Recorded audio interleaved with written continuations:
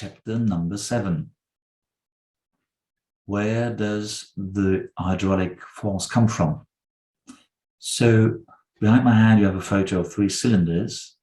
That could be the example on my left. And in this example, the 3 red cylinders are linked to 5 bars each, to 5 slats each, so making the moving floor total number of 15 slats. Another possibility is to have a cylinder per slat. This is a more expensive solution, but you have the possibility to create other movement cycles. What can we say about the position of the cylinders underneath the moving floor?